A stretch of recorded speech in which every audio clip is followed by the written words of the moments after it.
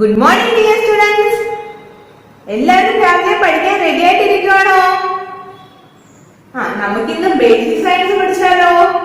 കഴിഞ്ഞ ക്ലാസ്സിൽ നമ്മൾ എന്തായിരുന്നു ബേസിക് സയൻസ് പഠിച്ചത്? എല്ലാവർക്കും ഓർമ്മയുണ്ടോ? എന്തായിരുന്നു പഠിച്ചത്? ഫുഡ് സ്പോയിലേജ് എന്ന് പറയുന്ന ഒരു ചാപ്റ്റർ ആയിരുന്നു പഠിച്ചതില്ലേ? അതിൽ എന്തൊക്കെ നമ്മൾ പഠിച്ചായിരുന്നു? വൈ ഫുഡ് ഗെറ്റ് സ്പോയിൽഡ് അത് പഠിച്ചായിരുന്നില്ലേ? പിന്നെന്ത് പഠിച്ചായിരുന്നു? ഈസ്റ്റ് എന്താണെന്ന് പഠിച്ചില്ലേ? പിന്നെ മോൾഡ് എന്താണെന്ന് പഠിച്ചില്ലേ? പിന്നെ ബാക്ടീരിയ എന്താണെന്ന് പഠിച്ചില്ലേ? പിന്നെന്താണ് നമ്മൾ പഠിച്ചത്? Why should we avoid food from food spoilage അതും പഠിച്ചായിരുന്നില്ലേ? നമുക്ക് ഇന്ന് അടുത്തൊരു ഭാഗം പഠിക്കാം. How do we waste food? How do we waste food എങ്ങനെയാണ് നമ്മൾ ഫുഡ് വേസ്റ്റ് ചെയ്യുന്നത് പഠിക്കാം. The food that we have had a journey from farmers feed to our plate. This journey can be divided into 5 different stages and it is known as food supply chain. At every stage of food supply chain, there is a food wastage. The food that we have had a journey from farmers feed to our plate. This journey can be divided into 5 different stages and it is known as food supply chain. At every stage of food supply chain, there is a food wastage. The food that we have had a journey from farmers field to our plate. ആഹാര food എന്ന് പറയുന്നത് കർഷകന്റെ വയലിൽ നിന്ന് നമ്മുടെ പ്ലേറ്റിൽ എത്തുന്നത് വരെ ഫുഡ് ഒരു ജേണി നടത്തുന്നുണ്ട്, ഒരു യാത്ര നടത്തുന്നുണ്ട്. കർഷകന്റെ വയലിൽ നിന്ന് നമ്മുടെ ഒരു ഫുഡ് നമ്മുടെ പ്ലേറ്റിൽ എത്തുന്നത് വരെ ഫുഡ് ഒരു ജേണി നടത്തുന്നുണ്ട്, ഒരു യാത്ര നടത്തുന്നുണ്ട്. This journey can be divided into 5 different stages and it is known as food supply chain. ഇങ്ങനെ കർഷകന്റെ വയലിൽ നിന്ന് നമ്മുടെ പ്ലേറ്റ് വരെ ഫുഡ് ഒരു യാത്ര നടത്തുന്നുണ്ടെന്ന് പറഞ്ഞു. ഫുഡിന്റെ ഈ യാത്രയെ പ്രധാനമായിട്ടും 5 സ്റ്റേജസ് ആയിട്ട് തരംതിരിക്കുന്നു. എത്ര സ്റ്റേജ് ആയിട്ടാണ് തരംതിരിക്കുന്നത് ഫുഡിന്റെ ജേർണിയെ? 5 ഡിഫറെന്റ് സ്റ്റേജ് ആയിട്ട്, 5 വ്യത്യസ്തങ്ങളായിട്ടുള്ള സ്റ്റേജ് ആയിട്ട് തരംതിരിക്കും. ഇതിനെ എന്തെന്ന് പറയുന്നത്? ഫുഡ് സപ്ലൈ ചെയിൻ എന്ന് പറയുന്നത്. ഇതിനെ എന്തെന്നറിയപ്പെടുന്നത്? ഫുഡ് സപ്ലൈ ചെയിൻ, ഭക്ഷ്യ വിതരണ ശൃംഖല എന്ന് പറയുന്നു. ഇതിനെ എന്തെന്ന് പറയുന്നത്? ഭക്ഷ്യ വിതരണ ശൃംഖല എന്ന് പറയുന്നു. At every stage of food supply chain, there is a food wastage. At every stage of food supply chain, there is a wastage. ഈ ഒരു ഭക്ഷ്യ വിതരണ ശൃംഖലയുടെ ഓരോ ഘട്ടത്തിലും ഫുഡ് വേസ്റ്റേജ് ഉണ്ടാകുന്നു. എന്താണ്? ഭക്ഷണം എന്ത് ചെയ്യുന്ന വേസ്റ്റേജ് ഉണ്ടാകുന്നില്ലേ? ഭക്ഷണം എന്താണ്? പാഴാക്കി പോവാറുണ്ട് അല്ലേ? The food that we have had a journey from farmers field to our plate. This journey can be divided into 5 different stages and it is known as food supply chain. At every stage of food supply chain, there is a food wastage. എന്താണ്? കർഷകൻ വയലിൽ നിന്ന് കൃഷി ചെയ്യുന്ന അടുത്ത് നിന്ന് നമ്മുടെ പ്ലേറ്റിലോട്ട് ഫുഡ് എത്തുന്നത് വരെ ഫുഡ് ഒരു ജേർണി നടത്തുന്നുണ്ട്, ഫുഡ് ഒരു യാത്ര നടത്തുന്നുണ്ട്. ഈ യാത്രയെ പ്രധാനമായിട്ടും 5 ഡിഫറെന്റ് സ്റ്റേജ് ആയിട്ട് തരംതിരിക്കുന്നു, 5 വ്യത്യസ്തമായിട്ടുള്ള സ്റ്റേജ് ആയിട്ട് തരംതിരിക്കുന്നു. ഇതിന് എന്തെന്ന് പറയുന്നത്? ഫുഡ് സപ്ലൈ ചെയിൻ എന്ന് പറയുന്നു. എന്താണ്? ഭക്ഷ്യ ശൃംഖല, ഭക്ഷ്യ വിതരണ ശൃംഖല എന്ന് പറയുന്നു. ഈ ഭക്ഷ്യ വിതരണ ശൃംഖലയുടെ ഓരോ ഘട്ടത്തിലും ഫുഡ് വേസ്റ്റേജ് ഉണ്ടാകുന്നു. ഭക്ഷണം എന്ത് ചെയ്യുന്ന? പാഴായി പോകാറുണ്ട് അല്ലേ? ഫസ്റ്റ് സ്റ്റേജ് എന്താണ്? ഫുഡ് സപ്ലൈ ചെയിന്റെ ഫസ്റ്റ് സ്റ്റേജ് ആണ് എന്ന് പറയുന്നത് പ്രൊഡക്ഷൻ എന്ന് പറയുന്നത്. എന്താണ്? പ്രൊഡക്ഷൻ.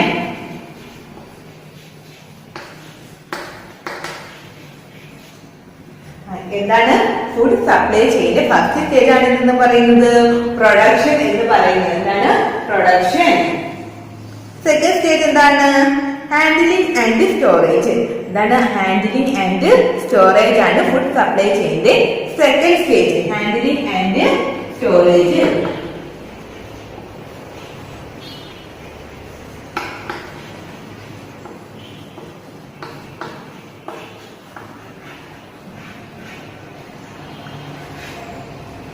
ഹാൻഡിലിംഗ് ആൻഡ് സ്റ്റോറേജ് ആണ് ഫുഡ് സപ്ലൈ ചെയിന്റെ സെക്കൻഡ് സ്റ്റേജ് എന്ന് പറയുന്നത്.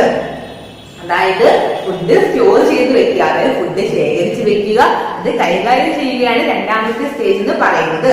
തേർഡ് സ്റ്റേജ് നോക്കിക്കേ, പ്രോസസിംഗ്. എന്താണ്? പ്രോസസിംഗ്.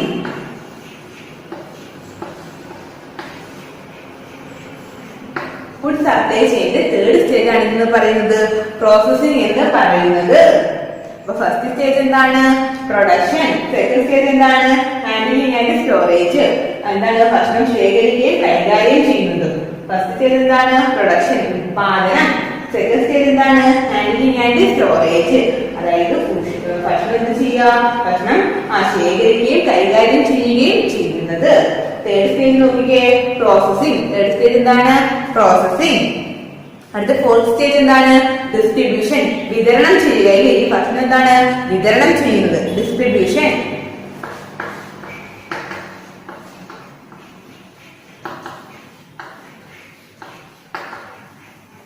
എന്താണ്? ഫോർത്ത് സ്റ്റേജ് ആണ് distribution. First stage production, second stage handling and storage, third stage processing, fourth stage എന്താണ്? ഡിസ്ട്രിബ്യൂഷൻ. ഫിഫ്ത് സ്റ്റേജ് എന്താണ്? കൺസപ്ഷൻ, ഉപഭോഗം. ഫുഡ് സപ്ലൈ ചെയ്ത് ഫിഫ്ത് സ്റ്റേജ് ആണ് എന്ത്?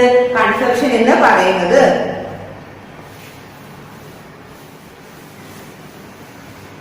ഫുഡ് സപ്ലൈ ചെയ്ത് ഫിഫ്ത് സ്റ്റേജ് ആണ് എന്ത്? കൺസപ്ഷൻ എന്ന് പറയുന്നത്.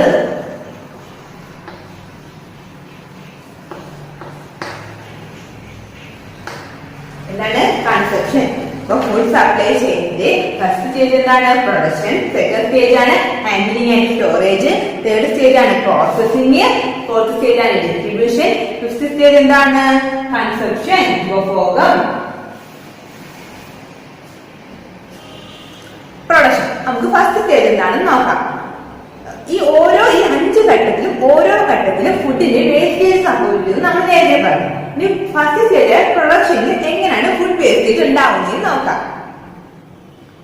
Production. Old technology, poor infrastructure like road, bad weather and attack by insect cause food wastage. Losses of animals result from disease and death during breeding. All these reasons lead to a large quantity of food wastage. Old technology, poor infrastructure like road, bad weather and attack by insect cause food wastage. പഴയ സാങ്കേതിക വിദ്യ, അതുപോലെ റോഡിന്റെ അടിസ്ഥാന സൗകര്യമായിട്ടുള്ള റോഡിന്റെയൊക്കെ ഒരു മോശം അവസ്ഥ, വെതറിന്റെ കാലാവസ്ഥയുടെ മോശമായിട്ടുള്ള അവസ്ഥ, അതുകൂടാതെ പ്രാണികളുടെയൊക്കെ ആക്രമണമൊക്കെ എന്തിന് കാരണമാകുന്നു? ഫുഡ് വേസ്റ്റേജിന് കാരണമാകുന്നു. ഭക്ഷണത്തിന്റെ പാഴാകലിന് കാരണമാകുന്നു, ഫുഡ് വേസ്റ്റേജിന് കാരണമാകുന്നു. എന്താണ്? Old technology, poor infrastructure like road, bad weather and attack by insects cause food wastage. പ്രാണികളുടെ ആക്രമണം, അതുകൂടാതെ മോശമായിട്ടുള്ള കാലാവസ്ഥ, അതുപോലെ റോഡിന്റെ അടിസ്ഥാന സൗകര്യമായിട്ടുള്ള റോഡിന്റെയൊക്കെ മോശപ്പെട്ട അവസ്ഥ, അതുപോലെ ഓൾഡ് ടെക്നോളജി തുടങ്ങിയവയൊക്കെ തന്നെ എന്തിന് കാരണമാകുന്നു? ഫുഡ് വേസ്റ്റേജിന് കാരണമാകുന്നു. Losses of animals result from disease and death during breeding. All these reasons lead to large quantity of food wastage.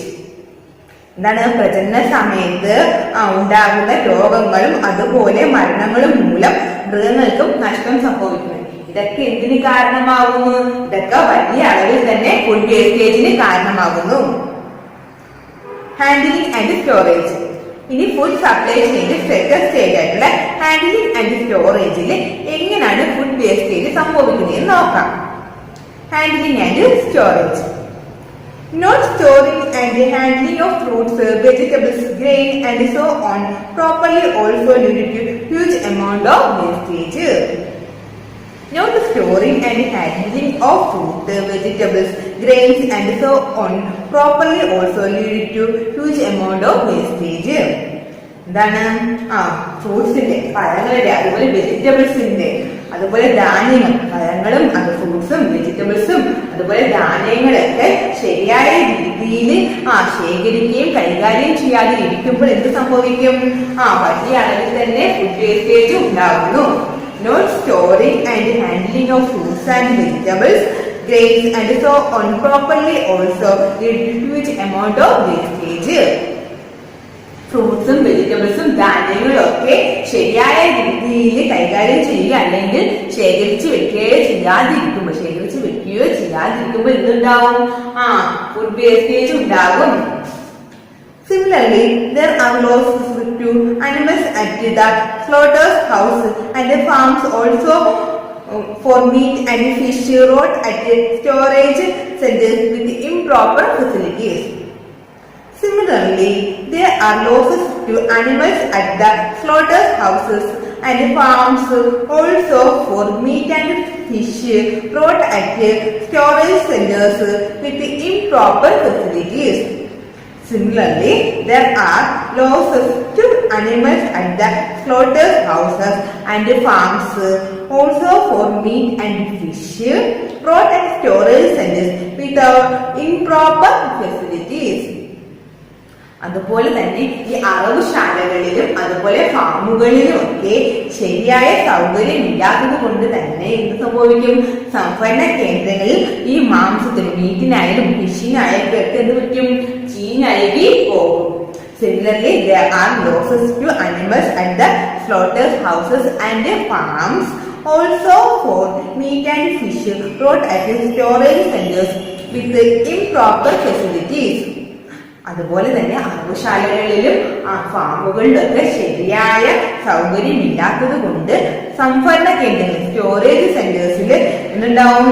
മീറ്റും അതുപോലെ ഫിഷൊക്കെ ചീഞ്ഞഴുകി പോകും. അവിടെ എന്ത് സംഭവിക്കുക? അപ്പം ഫുഡിന്റെ വേസ്റ്റേജ് ഉണ്ടാവുകയാണ് ചെയ്യുന്നത് അല്ലേ?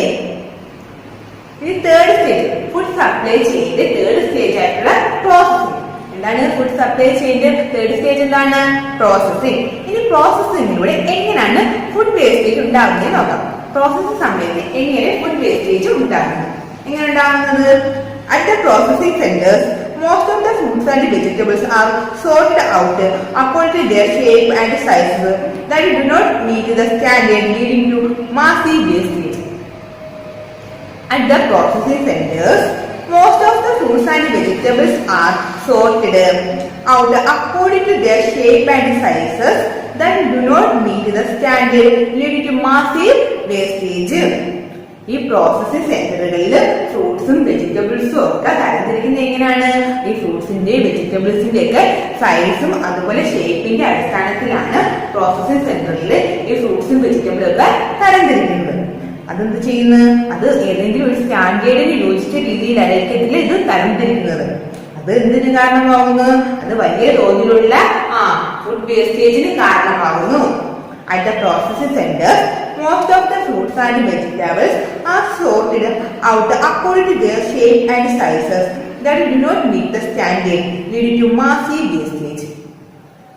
പ്രോസസിംഗ് സെന്ററിൽ ഫ്രൂട്ട്സ് ആയാലും വെജിറ്റബിൾസ് ഒക്കെ ആയാലും അതിന്റെ ഷേപ്പിന്റെയും സൈസിന്റെയും ഒക്കെ അടിസ്ഥാനത്തിലാണ് തരംതിരിക്കുന്നത്. ഇതെന്താ? ഏതെങ്കിലും ഒരു സ്റ്റാൻഡേർഡ് യോജിച്ച രീതിയിലായിരിക്കില്ല. അതുകൊണ്ട് തന്നെ ഇത് മാസീവായിട്ടുള്ള വേസ്റ്റേജിന് കാരണമാകുന്നു. വലിയ തോതിലുള്ള ഫുഡ് വേസ്റ്റേജിന് കാരണമാകുന്നു. Again, peeling, slicing and boiling add to more wastage. Similarly, in dairy production, milk is lost during pasteurizing. Losses and wastage also occur during canning, smoking and salting. Again, peeling, slicing and boiling add to more wastage. Similarly, in dairy production, milk is lost during pasteurizing. Loss and wastage also occur during canning, smoking and salting. ഏതെങ്കിലും ഫുഡിന്റെ പുറംതൊലി കളയുമ്പോഴോ അല്ലെങ്കിൽ അത് അരിയുമ്പോഴോ തിളപ്പിക്കുമ്പോഴോ ഒക്കെ തന്നെ എന്ത് സംഭവിക്കും? Food wastage ഉണ്ടാവുന്നു. അതുപോലെ ഡയറി പ്രൊഡക്ഷനിൽ പാസ്ചറൈസിംഗ് സമയത്ത് മിൽക്കിന് എന്തുണ്ടാവും? നഷ്ടം സംഭവിക്കുന്നുണ്ട്. അതുപോലെ കാനിങ്, സ്മോക്കിങ്, ഉപ്പിടൽ എന്നിവയ്ക്കിടയിലും ഒരു വേസ്റ്റേജ് ഉണ്ടാവാറുണ്ട്. ഇനി ഫോർത്ത് സ്റ്റേജ് ആയിട്ടുള്ള ഡിസ്ട്രിബ്യൂഷൻ. ഫുഡ് സപ്ലൈ ചെയിന്റെ ഫോർത്ത് സ്റ്റേജ് ആണ് എന്ന് പറയുന്നത് ഡിസ്ട്രിബ്യൂഷൻ എന്ന് പറയുന്നത്. എന്താണ്? We buy our food from shop, supermarket, vegetables and fruit vendor that come to our doorstep. Food get wasted at these places also. We buy our food from shop, market, vegetables and fruit vendor that come to our doorstep. Food get wasted at these places also. എന്താണ്? നമ്മൾ food ഷോപ്പിൽ നിന്ന്, കടയിൽ നിന്ന് വാങ്ങുക അല്ലെങ്കിൽ super മാർക്കറ്റിൽ നിന്ന് വാങ്ങുക, അതും അല്ലെങ്കിൽ നമ്മുടെ വീട്ടിന്റെ വാതിലിൽ കൊണ്ടുവരുന്ന ഫ്രൂട്ട്സും അതുപോലെ വെജിറ്റബിൾസും കൊണ്ടുവരുന്ന കച്ചവടക്കാരിൽ നിന്ന് വാങ്ങിയിട്ട് നമ്മൾ ചെയ്യാറില്ലേ? ഫുഡ് നമ്മൾ എവിടെ നിന്നൊക്കെ വാങ്ങും? കടയിൽ നിന്ന് വാങ്ങും, അല്ലെങ്കിൽ സൂപ്പർ മാർക്കറ്റിൽ നിന്ന് വാങ്ങും, അല്ലെങ്കിൽ നമ്മുടെ വീടുകളിൽ ഈ ഫ്രൂട്ട്സും അതുപോലെ കൊണ്ടുവരുന്ന കച്ചവടക്കാരിൽ നിന്നും നമ്മൾ ഫുഡ് വാങ്ങൂല്ലേ? ഈ വാങ്ങുന്ന ഈ സ്ഥലങ്ങളിൽ നിന്നും എന്തുണ്ടാവും? ഫുഡ് വേസ്റ്റേജ് ഉണ്ടാവും. ഇവിടെ നിന്നും എന്തുണ്ടാവും? ഈ സ്ഥലങ്ങളിലും ഫുഡ് വേസ്റ്റേജ് സംഭവിക്കുന്നുണ്ട്. It may be because packet on the shelf of the supermarket may have expired, or our vegetable vendor did not keep the vegetables in a proper manner. എന്താണ്? നമ്മള് super മാർക്കറ്റിൽ നിന്ന് മേടിക്കുന്ന ഫുഡ് ഐറ്റംസിന്റെ എന്താണ് pack ചെയ്തിട്ട് ആ ഷെൽഫിൽ വെച്ചിരിക്കുന്ന ആ ഫുഡ് ഐറ്റംസിന്റെ എക്സ്പയർ ഡേറ്റ് കഴിഞ്ഞിട്ടുള്ളതായിരിക്കും. അതുമല്ലെങ്കിൽ നമ്മുടെ വീട്ടിന്റെ വാതിലിൽ കൊണ്ടുവരുന്ന ഫ്രൂട്ട്സും അതുപോലെ വെജിറ്റബിൾസ് കച്ചവടക്കാർക്കും പ്രോപ്പറായിട്ട് ശരിയായ രീതിയിൽ അത് സൂക്ഷിച്ചു വെക്കാത്തത് കൊണ്ടും എന്ത് സംഭവിക്കാം? ഫുഡ് വേസ്റ്റേജ് ഉണ്ടാകാം. ഫിഫ്ത് സ്റ്റേജ് ആണ് കൺസപ്ഷൻ. ഫുഡ് സപ്ലൈ ചെയിന്റെ ഫിഫ്ത് സ്റ്റേജ് എന്താണ്? ഫുഡ് സപ്ലൈ ചെയിന്റെ ഫിഫ്ത് സ്റ്റേജ് ആണ് കൺസപ്ഷൻ എന്ന് പറയുന്നത്, ഉപഭോഗം എന്ന് പറയുന്നത്. A lot of food is wasted at the wedding, canteens, hotel, social and family functions, household and restaurants, which can be controlled with the proper planning. A lot of food is wasted at the wedding, canteens, hotel, social and family functions, household and restaurants, which can be controlled with the proper planning. എന്താണ്? Wedding, വിവാഹ സമയത്തും അതുപോലെ ക്യാൻറ്റീനിലും ഹോട്ടലിലും അതുപോലെ ഫാമിലിയിലും സോഷ്യലും ആയിട്ടുള്ള ഫംഗ്ഷന്റെ ഇടയിലും അതുപോലെ വീട്ടിലും റെസ്റ്റോറന്റിലൊക്കെ തന്നെ ഒരുപാട് ഫുഡ് വേസ്റ്റേജ് ഉണ്ടാവാറുണ്ട്. ഇത് നമുക്ക് എങ്ങനെ കൺട്രോൾ ചെയ്യാം? പ്രോപ്പർ പ്ലാനിങ്ങിലൂടെ നമുക്ക് കൺട്രോൾ ചെയ്യാൻ പറ്റും. Often we have been scolded for the leftover food either on our plate or in our lunch box. We all waste food for different reasons. Most of the time we waste for mainly two reasons. First one, we have bought or prepared too much, or due to food spoilage. Often we have been scolded for that leftover food either on our plate or in our lunch box. നമ്മൾ എന്താണ്, നമ്മൾ കഴിക്കുന്ന lunch ബോക്സിൽ അല്ലെങ്കിൽ പ്ലേറ്റിലോ എന്താണ് food ബാക്കി വയ്ക്കുമ്പോൾ നമുക്ക് വീട്ടിൽ നിന്നൊക്കെ നല്ല വഴക്ക് കേൾക്കാറുണ്ടല്ലേ? We all waste food for different reasons. Most of the time we waste for mainly two reasons. First one, we have bought or prepared too much due to food spoilage. എന്താണ്? രണ്ട് കാരണങ്ങൾ കൊണ്ടാണ് പ്രധാനമായിട്ട് ഫുഡ് വേസ്റ്റേജ് ഉണ്ടാകുന്നത്. ഒന്നാമത്തെ കാര്യം എന്താണ്? നമ്മൾ കൂടുതൽ ഫുഡ് വാങ്ങുക അല്ലെങ്കിൽ ഒരുപാട് ഫുഡ് പ്രിപ്പയർ ചെയ്യുക. അതുമല്ലെങ്കിൽ എന്താണ് രണ്ടാമത്തെ കാരണം? Food spoilage. Impact of food wastage. ഇനി ഫുഡ് വേസ്റ്റേജ് കൊണ്ടുണ്ടാവുന്ന ഇമ്പാക്ട് എന്തൊക്കെയാണെന്ന് നോക്കാം. First, water. ഫുഡ് വേസ്റ്റേജ് കൊണ്ട് വാട്ടറിൽ എന്ത് ഇമ്പാക്ട് ഉണ്ടാവുമെന്ന് നോക്കാം. We all know water resources are limited. 70% of the water used throughout the world is that for agriculture.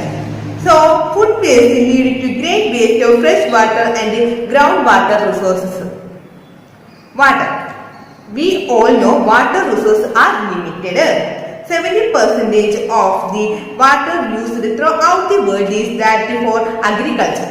So, food waste leads to great waste of fresh water and ground water resources. നമുക്കറിയാം നമ്മുടെ ഭൂമിയിലുള്ള water resource എന്ന് പറയുന്നത് പരിമിതമാണ്. ലോകത്തെ മൊത്തത്തില് 70%, ലോകമെമ്പാടും മൊത്തത്തില് 70% വാട്ടർ ഉപയോഗിക്കുന്ന അഗ്രികൾച്ചറിന് വേണ്ടിയാണ്. അതുകൊണ്ട് തന്നെ ഫുഡ് വേസ്റ്റേജ് എന്ന് പറയുന്നത് ഫ്രഷ് വാട്ടറിന്റെയും ശുദ്ധമായ ജലത്തിന്റെയും അതുപോലെ ഭൂഗർഭ ജലത്തിന്റെയും എന്തിന് കാരണമാകുന്നു? വേസ്റ്റേജിന് കാരണമാകുന്നു. ലോകമെമ്പാടുമുള്ള 70% ആളുകളും അഗ്രികൾച്ചറിന് വേണ്ടി എന്ത് ഉപയോഗിക്കുന്നു? വാട്ടർ ഉപയോഗിക്കുന്നു. അതുകൊണ്ട് തന്നെ ഇങ്ങനെ ഉപയോഗിക്കുന്ന ഈ വാട്ടർ ഉപയോഗിച്ച് അഗ്രികൾച്ചർ നടത്തുമ്പോൾ ആ അഗ്രികൾച്ചറിന്റെ പ്രൊഡക്റ്റ് ആയിട്ടുള്ള ഫുഡ് വേസ്റ്റ് ആകുമ്പോൾ ഇതാണ് ശുദ്ധമായിട്ടുള്ള വെള്ളവും അതുപോലെ തന്നെ ഭൂഗർഭ ജലവും വേസ്റ്റ് ആയിട്ട് മാറുന്നല്ലേ. Loss of manpower. Loss of manpower, മനുഷ്യശക്തിയുടെ നഷ്ടം. എങ്ങനെയാണ് ലോസ് ഓഫ് മാൻ പവർ? മനുഷ്യന്റെ അധ്വാനത്തിന്റെ നഷ്ടം എങ്ങനെയാണ് സംഭവിക്കുന്നത്? We have seen farmers working tirelessly in the field. Wastage of food leads to wastage of manpower, which can otherwise be used for some other better purpose. We have seen farmers working tirelessly in the field. Wastage of food leads to wastage of manpower, which can otherwise be used for some other better purpose. നമുക്കറിയാം കർഷകർ എന്ന് പറയുന്നത് ഒരു വിശ്രമവും എടുക്കാതെ വിശ്രമമൊന്നും എടുക്കാതെ എപ്പോഴും വയലിൽ നിന്ന് ജോലി എടുക്കാറുണ്ടല്ലേ. കർഷകർ എന്ന് പറയുന്നത് വിശ്രമം ഇല്ലാതെയാണ് ജോലി ചെയ്യുന്നത്. ഇങ്ങനെ ജോലി ചെയ്തുണ്ടാക്കുന്ന ഈ ഫുഡ് വേസ്റ്റേജ് ഉണ്ടാകുമ്പോൾ എന്ത് സംഭവിക്കും? മനുഷ്യന്റെ ഒരു കഠിന അധ്വാനത്തിന്റെ ഒരു നഷ്ടമാണ് സംഭവിക്കുന്നത് അല്ലേ. അപ്പൊ എന്താണ്? മാൻ പവറിന്റെ ഒരു വേസ്റ്റേജ് ആണ് ഉണ്ടാകുന്നത്. ഇങ്ങനെ ഫുഡ് വേസ്റ്റ് ആകുമ്പോൾ മാൻ പവറിന്റെ ഒരു വേസ്റ്റേജ് ആണ് സംഭവിക്കുന്നത്.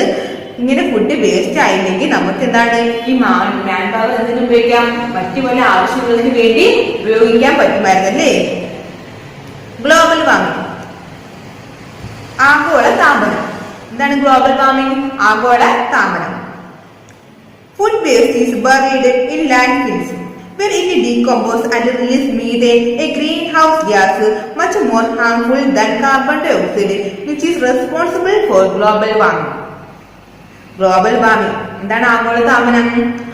Food waste is buried in landfills where it decomposes and releases methane, a greenhouse gas much more harmful than carbon dioxide, which is responsible for global warming.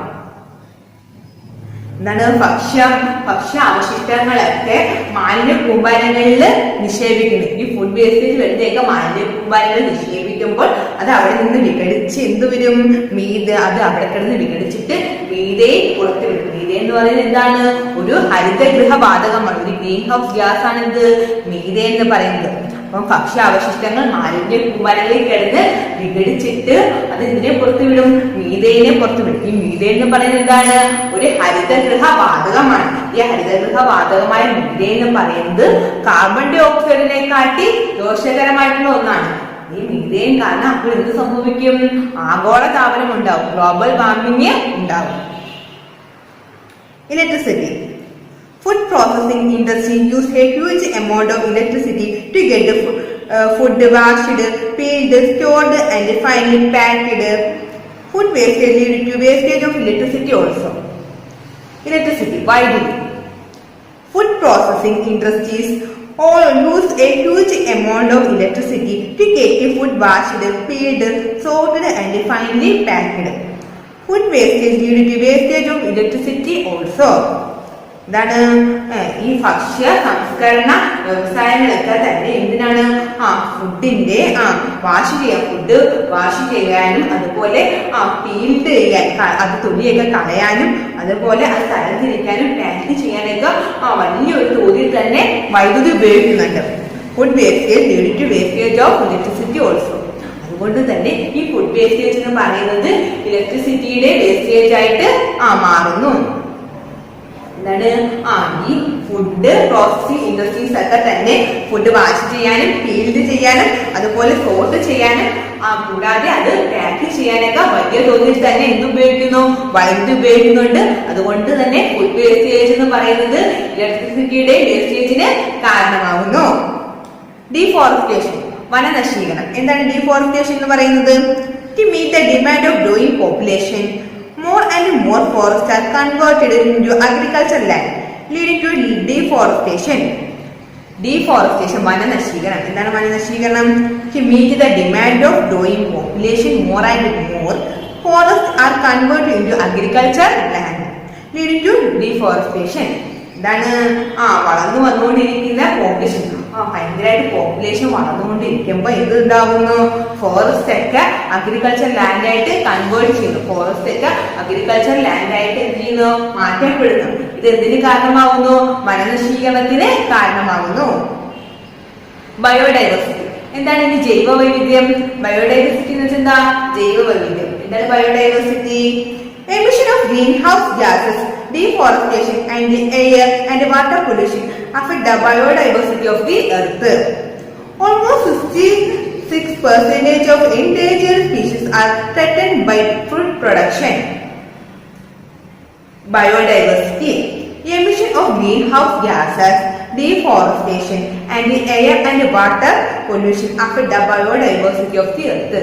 ഭൂമിയുടെ ജീവവൈവിധ്യത്തെ ജല വായു മലിനീകരണങ്ങളും അതുപോലെ വനനശീകരണവും ഗ്രീൻ ഹൗസ് ഗ്യാസിന്റെ എമിഷനും ഒക്കെ ഭയങ്കരമായിട്ട് സ്വാധീനിക്കുന്നുണ്ട്.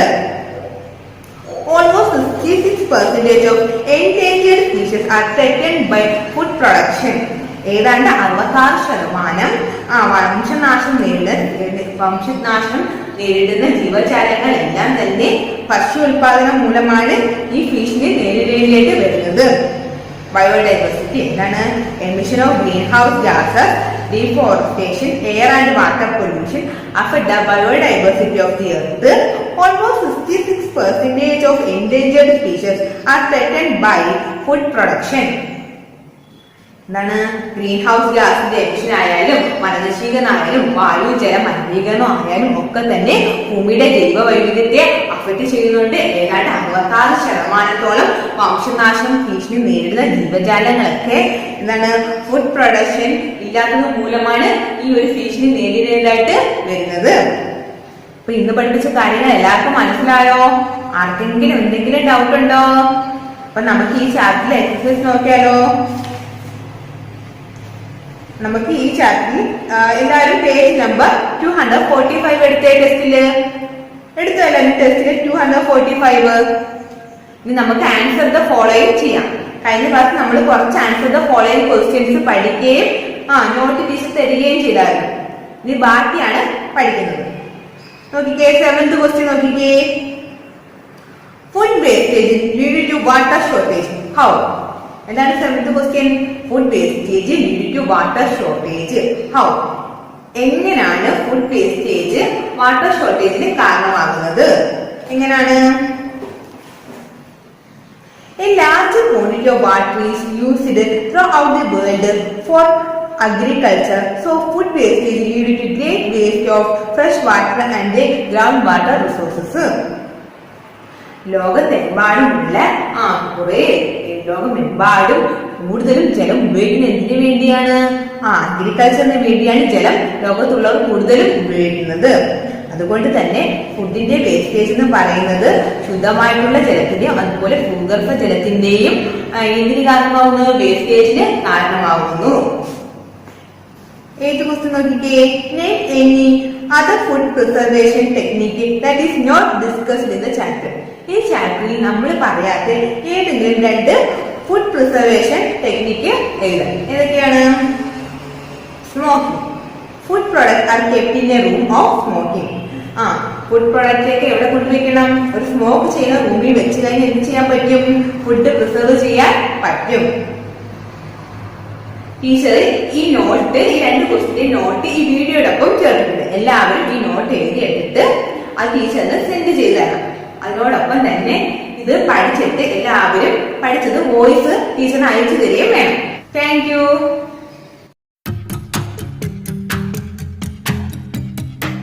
ഗുഡ് മോർണിംഗ് മക്കളെ. Good morning. എല്ലാവരും സുഖമായിട്ടിരിക്കുന്നില്ലേ? സുഖമായിട്ടിരിക്കുന്നു. ബ്രേക്ക്ഫാസ്റ്റ് ഒക്കെ കഴിച്ചു? എല്ലാവരും കഴിച്ചില്ലേ? നമുക്ക് കുറച്ച് പഠിച്ചാലോ? നമുക്ക് കുറച്ച് മലയാളം സ്റ്റഡി ചെയ്യാം. ഓക്കെ. ഇപ്പൊ നമ്മൾ മലയാളത്തിൽ ഏത് ചാപ്റ്റർ സ്റ്റഡി ചെയ്തുകൊണ്ടിരിക്കുന്നത്? നമ്മള് 7ാമത്തെ പാഠം തിരുവോണം. എന്തിനെ കുറിച്ചാണ് നമ്മൾ പറഞ്ഞത്? ഓണത്തെ കുറിച്ച്, പിന്നെയോ ഓണാഘോഷത്തെ കുറിച്ച്, ഓണത്തിന്റെ പ്രധാനപ്പെട്ട ചടങ്ങുകളെ പറ്റിയും ഓണക്കോടിയുടെ കാര്യവും ഓണസദ്യയുടെ കാര്യവും ഒക്കെ നമ്മള് പഠിച്ചു ആ പാഠത്തിലല്ലേ. എന്നിട്ട് എന്താ ഓണവുമായിട്ട് ബന്ധപ്പെട്ടല്ലേ? ഓണം എങ്ങനെ നമ്മൾ ആഘോഷിക്കാനുള്ള കാരണം എന്താണ് നമ്മൾ പറഞ്ഞത്? വാമനാവതാരവുമായി ബന്ധപ്പെട്ട ഒരു കഥയായിരുന്നു നമ്മള് പറഞ്ഞത്. അപ്പൊ നമ്മൾ അതിന്റെ പഠന പ്രവർത്തനങ്ങളാണ് ചെയ്തുകൊണ്ടിരുന്നത് അല്ലെ? പഠന പ്രവർത്തനങ്ങളല്ലേ ചെയ്തുകൊണ്ടിരുന്നത്? മറന്നുപോയോ നിങ്ങള്? ഇല്ല. പഠന പ്രവർത്തനങ്ങൾ നമ്മള് പകരം പദം എഴുതാൻ പഠിച്ചായിരുന്നു. അതുപോലെ വിപരീത പദം നോക്കി, പര്യായ പദം പഠിച്ചു, പിരിച്ചെഴുതുക നമ്മൾ ചെയ്തു, ചേർത്ത് എഴുതുക, ഒറ്റ വാക്ക് എഴുതുക, ശരിയായ പദം എടുത്തെഴുതുക, അർത്ഥ വ്യത്യാസം എഴുതുക, പൂരിപ്പിക്കുക, ഓണവുമായി ബന്ധപ്പെട്ട വാക്കുകൾ എഴുതുക. ഇത്രയും പഠന പ്രവർത്തനങ്ങൾ നമ്മൾ കഴിഞ്ഞ ക്ലാസ്സുകളിൽ ചെയ്തായിരുന്നു. പിന്നെ നമുക്ക് ബാക്കി നോക്കണ്ടേ? ഓക്കെ, നമുക്കിന്ന് ബാക്കി പഠിച്ചാലോ? ഇനി നമ്മൾ ഇന്ന് നോക്കാൻ പോകുന്നത് നോക്കിക്കേ, ഉത്തരം എഴുതുക. കണ്ടോ, ഒരു 9 ക്വസ്റ്റ്യൻ അതിൽ തന്നിട്ടുണ്ട്. അപ്പൊ നമുക്ക് ആ ക്വസ്റ്റ്യന്റെ എല്ലാ ആൻസർ ഒന്ന് ഡിസ്കസ് ചെയ്യാം. എല്ലാം റെഡി അല്ലേ? ഓക്കെ, എങ്കിൽ നമ്മുടെ ഫസ്റ്റ് ക്വസ്റ്റ്യൻ ടീച്ചർ വായിക്കാം. ഓണാഘോഷ ചടങ്ങുകളിൽ ഏറ്റവും പ്രധാനപ്പെട്ടത് എന്ത്? എന്തായിരുന്നു ഏറ്റവും പ്രധാനപ്പെട്ടത്? നമ്മൾ ആ ഓണത്തിന്റെ പാഠം പഠിച്ചപ്പോ പറഞ്ഞതല്ലേ? എന്തായിരുന്നു ഓണാഘോഷ ചടങ്ങുകളിൽ പ്രധാനപ്പെട്ട ചടങ്ങ് എന്തായിരുന്നു? അല്ലെങ്കിൽ ഏറ്റവും പ്രധാനപ്പെട്ടത് എന്തായിരുന്നു? ആർക്കെങ്കിലും പറയാമോ? ടീച്ചറിന്റെ ആൻസർ പറഞ്ഞു തരാമോ ആർക്കെങ്കിലും? ടീച്ചർ പറയട്ടെ എന്താണെന്ന്. എന്തായിരുന്നു? അത്തം തൊട്ട് 10 ദിവസം മുറ്റത്ത് കളമേണ്ടി പൂവിടുക എന്നതാണ് പ്രധാന ചടങ്ങ്. നമ്മൾ പറഞ്ഞില്ലേ, അത്തം തുടങ്ങുന്ന അന്ന് മുതൽ നമ്മൾ എന്ത് ചെയ്യുന്നു? കുട്ടികളെല്ലാം കൂടെ പോയി പൂവൊക്കെ പറിച്ചുകൊണ്ട് വന്ന് അമ്മമാരെ ഏൽപ്പിക്കുന്നു. അമ്മമാർ 10 ദിവസം മുറ്റത്ത് ചാണകം എഴുതി പൂക്കൾ ഇടുന്നു. നമ്മൾ പറഞ്ഞില്ലേ? അത് തന്നെയാണ് എന്ത് ഏറ്റവും പ്രധാനപ്പെട്ട ചടങ്ങ് എന്ന് പറയുന്നത്. നമ്മുടെ ചോദ്യം എന്തായിരുന്നു? ഓണാഘോഷ ചടങ്ങുകളിൽ ഏറ്റവും പ്രധാനപ്പെട്ടത് എന്ത്? നമ്മൾ എന്ത് ഉത്തരം എഴുതും? അത്തം തൊട്ട് 10 ദിവസം മുറ്റത്ത് കളം എഴുതി പൂവിടുക എന്നതാണ് പ്രധാന ചടങ്ങ്. എന്താ നമ്മൾ ആൻസർ എഴുതുന്നത്? അത്തം തൊട്ട് 10 ദിവസം മുറ്റത്ത് കളം എഴുതി പൂവിടുക എന്നതാണ് പ്രധാന ചടങ്ങ്. മനസ്സിലായോ മക്കൾക്ക്? ഓക്കെ, ഇനി നമുക്ക് അടുത്ത ചോദ്യത്തിലോട്ട് പോയാലോ. രണ്ടാമത്തെ ക്വസ്റ്റ്യൻ നോക്കിക്കേ. കലാഭംഗിയോട് കൂടിയ പൂക്കളം ഇടുന്നതിന്റെ ലക്ഷ്യം എന്ത്? നമ്മൾ പറഞ്ഞായിരുന്നില്ലേ, മുറ്റത്ത് എങ്ങനെയാണ് ഭയങ്കര എല്ലാവരും പല വീടുകളില് പല രീതിയിൽ അവരവർക്ക് അറിയാവുന്ന രീതിയിൽ അത്രയും മനോഹരമാക്കിയിട്ടൊക്കെയാണ് ഓരോരുത്തരും മുറ്റത്ത് അല്ലേ പൂക്കളം ഇടുന്നതെന്ന് പറഞ്ഞു. അങ്ങനെ ഓരോ വീട്ടുകാരും ഇടുന്നതിന്റെ ലക്ഷ്യം എന്താ? ഓരോ ആൾക്കാരും മുറ്റത്ത് ഇങ്ങനെ വിവിധ വർണ്ണങ്ങളിൽ അല്ലെങ്കിൽ എന്താണ് പല ഭംഗിയോടുകൂടി ഇങ്ങനെ പൂക്കൾ ഇടുന്നതിന്റെ ലക്ഷ്യം എന്തായിരുന്നു? ആർക്കെങ്കിലും പറയാമോ എന്തായിരുന്നു ലക്ഷ്യം? ടീച്ചർ പറയട്ടെ, നോക്കിക്കേ. തൃക്കാക്കരയപ്പന് എഴുന്നള്ളി ഇരിക്കാനുള്ള പുഷ്പാസനം രചിക്കുക എന്നതാണ് അതിന്റെ സങ്കല്പം. അപ്പൊ നമ്മൾ എന്തിനാണ് അത്രയും കലാഭംഗിയോടുകൂടി മുറ്റത്ത് പൂക്കളൊക്കെ എന്തിനാണ്? തൃക്കാക്കരയപ്പന് എഴുന്നള്ളി ഇരിക്കാനുള്ള പുഷ്പാസനം. എന്താണ് പുഷ്പാസനത്തിന്റെ അർത്ഥം? നിങ്ങൾ പറഞ്ഞു തന്നെ, നമ്മൾ കഴിഞ്ഞ ക്ലാസ്സിൽ പഠിച്ചതാ. പുഷ്പാസനം എന്തായിരുന്നു? പുഷ്പം കൊണ്ടുള്ള ഇരിപ്പിടം. അപ്പൊ എന്താണ്? നമ്മുടെ തൃക്കാക്കരയപ്പന് എഴുന്നള്ളി ഇരിക്കാനായിട്ട് നമ്മൾ പൂക്കൾ കൊണ്ടൊരു ഇരിപ്പിടം തയ്യാറാക്കുക അല്ലേ? അതാണ് അതിന്റെ സങ്കല്പം എന്ന് പറയുന്നത്. അതിനാണ് നമ്മൾ കലാഭംഗിയോടുകൂടി മുറ്റത്ത് പൂക്കളം ഇടുന്നു. അതിന്റെ എന്താ ചോദിച്ചിരിക്കുന്ന ലക്ഷ്യം എന്താണ് ലക്ഷ്യം? നമ്മുടെ തൃക്കാക്കരയപ്പന് എഴുന്നള്ളിയിരിക്കാൻ ഒരു പുഷ്പാസനം അല്ലെ പുഷ്പം കൊണ്ടുള്ള ഒരു ഇരിപ്പിടം തയ്യാറാക്കുക എന്നതാണ് അതിന്റെ സങ്കല്പം. അപ്പൊ നമ്മുടെ ചോദ്യം എന്താ? കലാഭംഗിയോട് കൂടിയ പൂക്കളം ഇടുന്നതിന്റെ ലക്ഷ്യം എന്ത്? നമുക്ക് എന്ത് ഉത്തരം എഴുതാം? തൃക്കാക്കരയപ്പന് എഴുന്നള്ളി ഇരിക്കാനുള്ള പുഷ്പാസനം രചിക്കുക എന്നതാണ് അതിന്റെ സങ്കല്പം. നമുക്ക് മനസ്സിലായോ? ഇനി നമുക്ക് അടുത്ത ചോദ്യത്തിലോട്ട് പോയാലോ. മൂന്നാമത്തെ ക്വസ്റ്റ്യൻ നോക്കേ. തൃക്കാക്കരയപ്പനെ വഹിക്കുന്നത് എന്താണ് ചടങ്ങുകൾ അല്ലേ? നമ്മള് പാഠം പഠിച്ചപ്പോ നമ്മൾ പറഞ്ഞായിരുന്നു തൃക്കാക്കരയപ്പനെ നമ്മൾ എന്ന് മുതലാണ് നമ്മൾ വഹിക്കുന്നത്. വഹിക്കുന്നതിന് നമ്മൾ പ്രത്യേക ചടങ്ങൊക്കെ പഠിച്ചില്ലേ? നമ്മൾ ട്യൂഷനെല്ലാം വിരിച്ച് വെക്കുന്ന കാര്യങ്ങൾ നമ്മൾ പഠിച്ചില്ലായിരുന്നോ? അതാണ് ഇവിടെ നമ്മൾ ആൻസർ ആയിട്ട് എഴുതേണ്ടത്. അപ്പൊ നമ്മൾ എന്തെഴുതും? തൃക്കാക്കരയപ്പനെ വഹിക്കുന്നത് എന്ന്. അതിന് നമുക്ക് എന്ത് ഉത്തരം എഴുതാം? നമ്മൾ പറഞ്ഞു ഇല്ലേ, എന്താണ്? മൂലം നാളിലാണ് സാധാരണ തൃക്കാക്കരയപ്പനെ പ്രതിഷ്ഠിക്കുന്നത്. ഏത് നാളിലാണ്? മൂലം നാളിൽ. മറന്നു പോവോ? ഇല്ല. അപ്പൊ തൃക്കാക്കരയപ്പനെ പ്രതിഷ്ഠിക്കുന്നത് എന്ന് അല്ലെങ്കിൽ തൃക്കാക്കരയപ്പനെ വയ്ക്കുന്നത് എന്ന് ചോദിച്ചാൽ നമ്മൾ എന്തെഴുതണം? മൂലം നാളിലാണ് സാധാരണ തൃക്കാക്കരയപ്പനെ പ്രതിഷ്ഠിക്കുന്നത്. ഇനി അതിന്റെ ചടങ്ങ് നമ്മൾ പറഞ്ഞു അല്ലേ? ഒരു ചടങ്ങോട് കൂടിയായിരിക്കും തൃക്കാക്കരയപ്പനെ പ്രതിഷ്ഠിക്കുന്നത്. അപ്പൊ ഈ ചടങ്ങ് എന്താന്ന് നമുക്ക് നോക്കാം. നമ്മൾ പഠിച്ചതാ, ഒന്നും കൂടെ നമുക്കത് നോക്കാം. നോക്കിക്കേ. ഒരു പലകയിട്ട് അതിനു മീതെ നാക്കില കിഴക്കോട്ട് നാക്കാക്കി വെച്ച് തൃക്കാക്കരയപ്പനെ വയ്ക്കുകയും അതിന്റെ തലയിൽ അരിമാവ് കലക്കി അണിയുകയും അതിനുശേഷം മുടിയിലായി തെച്ചിക്കുലയും തുളസിപ്പൂവും കുത്തനെ വയ്ക്കുന്നു. നമ്മൾ എന്തോ പറഞ്ഞത്? നമ്മൾ പറഞ്ഞായിരുന്നില്ലേ, ഒരു പലക ഇട്ടിട്ട് അതിനു മീതെ എന്ത് വെക്കും? നമ്മളൊരു നാക്കില അല്ലെ ട്യൂഷനിൽ എന്താണ് നമ്മുടെ വാഴയിലെ ഒരു അറ്റം വെട്ടിയത്, ഇലയുടെ അറ്റം വെട്ടിക്കൊണ്ട് നമ്മള് കിഴക്കോട്ട് അതിനെ നമ്മൾ നാക്കാക്കി വെക്കും. വെച്ചിട്ട് എന്താണ് അതിന്റെ അകത്ത് നമ്മൾ തൃക്കാക്കരയപ്പനെ വെച്ചിട്ട് അതിന്റെ തലയിൽ നമ്മൾ അരിമാവ് കലക്കി അണിഞ്ഞിട്ട് അതിനുശേഷം മുടിയായിട്ടില്ലേ, മുടിയെന്ന് തോന്നിപ്പിക്കാനായിട്ട് നമ്മൾ എന്ത് ചെയ്യും? തെച്ചിക്കുലയും തുളസിപ്പൂവും കൂടെ കുത്തനെ ഇങ്ങനെ വയ്ക്കുന്നു.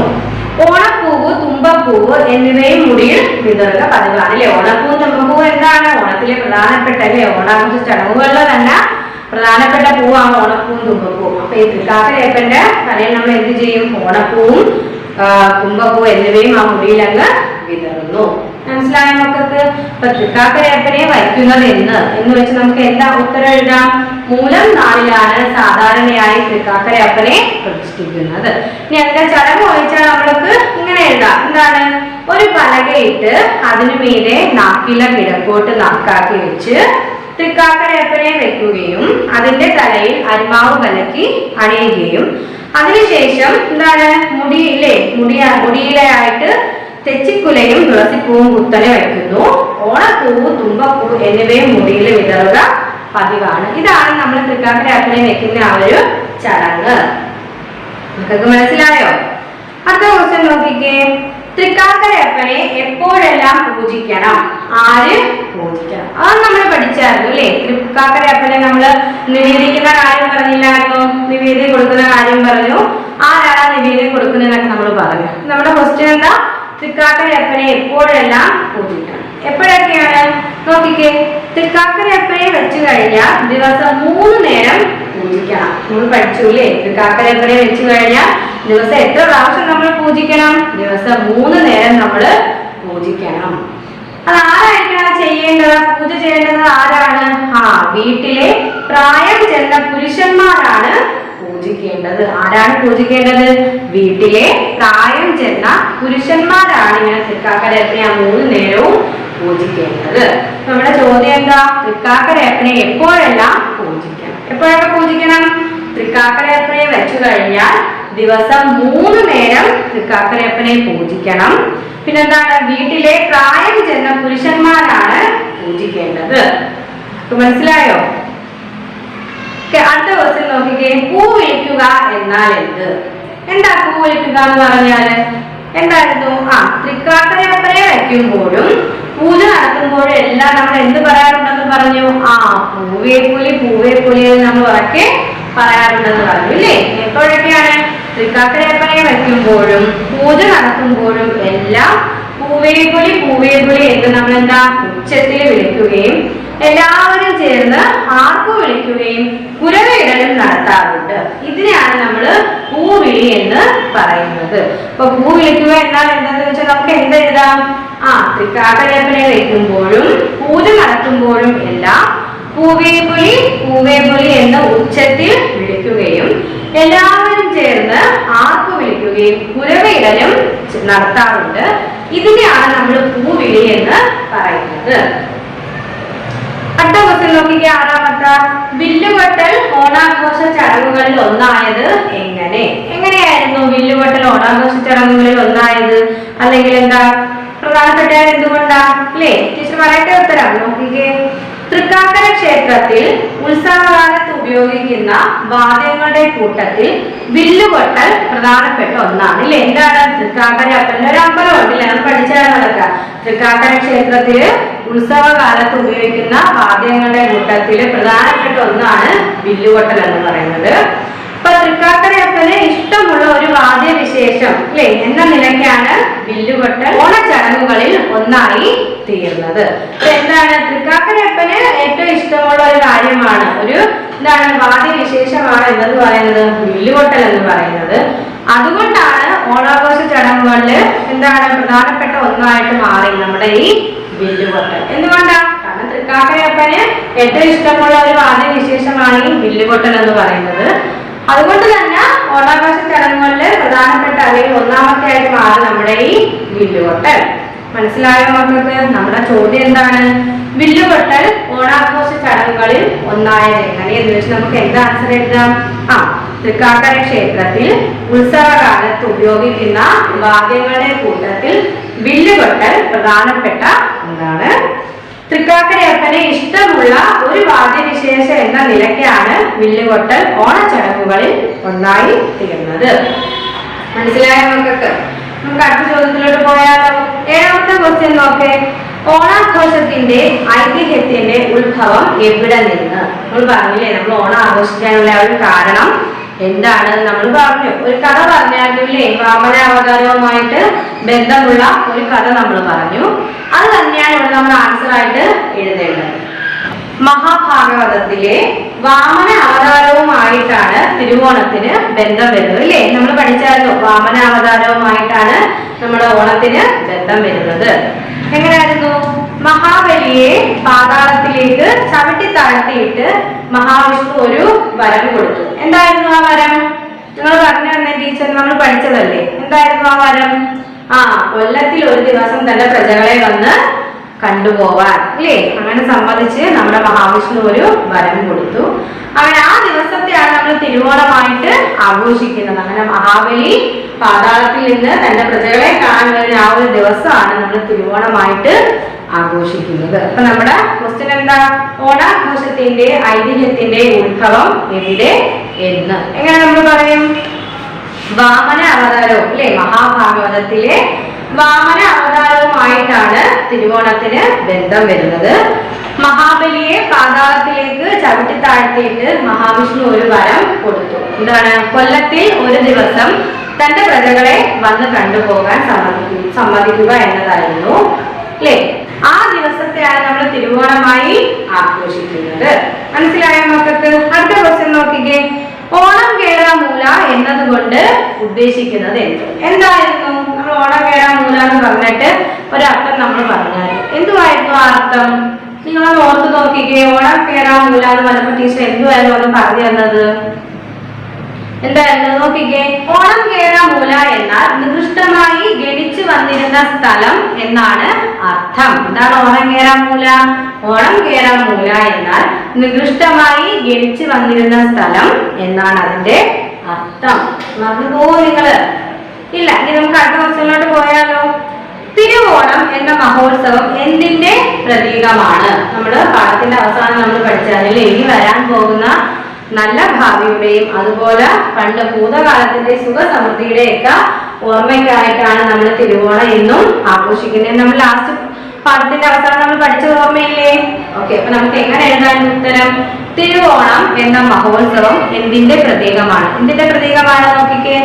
സുഖസമൃദ്ധമായ ഒരു ഭൂതകാലത്തിന്റെ സ്മരണയ്ക്കായി അല്ലെങ്കിൽ മാതൃകാപരമായ ഒരു നല്ല ഭാവിയെ ലക്ഷ്യമാക്കിക്കൊണ്ട് കൊല്ലം തോറും കൊണ്ടാടി വരുന്ന ഒരു മഹോത്സവമായി തിരുവോണത്തെ കണക്കാക്കാം. ശരിയല്ലേ? നമ്മുടെ പണ്ടത്തെ ഭൂതകാലത്തിൽ സമ്പൽ സമൃദ്ധിയായിരുന്നു നമ്മൾ പറഞ്ഞു അല്ലേ? മഹാബലി ഭരിച്ചിരുന്ന കാലഘട്ടത്തിൽ എന്തായിരുന്നു? സമ്പൽ സമൃദ്ധിയായിരുന്നു.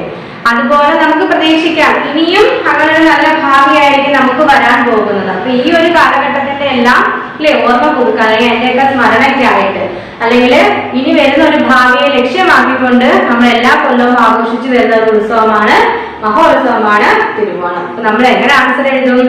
സുഖസമൃദ്ധമായ ഒരു ഭൂതകാലത്തിന്റെ സ്മരണയ്ക്കായി അല്ലെങ്കിൽ മാതൃകാപരമായ ഒരു നല്ല ഭാവിയെ ലക്ഷ്യമാക്കിക്കൊണ്ട് കൊല്ലം തോറും കൊണ്ടാടി വരുന്ന ഒരു മഹോത്സവമായി നമുക്ക് തിരുവോണത്തെ കണക്കാക്കാം. ചോദ്യത്തിന് മനസ്സിലായോ? നമ്മൾ 9 ക്വസ്റ്റ്യൻ ഉണ്ട്. അതിന്റെ ആൻസർ നമ്മൾ പഠിച്ചു. അതിന്റെ താഴെ കിടക്കുന്ന ഓണവുമായി ബന്ധപ്പെട്ട വാക്കുകൾ അത് നമ്മൾ കഴിഞ്ഞ ക്ലാസ്സിൽ പഠിച്ചതാണ്. ഇനി അടുത്ത നോക്കിക്കേ. ടെക്സ്റ്റിൽ തന്നിരിക്കുന്ന മാതൃക പോലെ എഴുതുക. അടുത്ത വാക്ക് നമുക്ക് തന്നിട്ടുണ്ട് അഭിരുചി. അതിന് നമ്മൾ എങ്ങനെ എഴുതാം? അനഭിരുചി. കണ്ടോ? അഭിരുചി ടെക്സ്റ്റിൽ തന്നേക്കുന്നു. അതിന്റെ എന്താ നമ്മൾ എങ്ങനെ എഴുതും? അനഭിരുചി എന്ന് എഴുതാം. അടുത്ത വാക്ക് നോക്കിക്കേ. അഭിമതൻ. എന്താണ് അഭിമതൻ?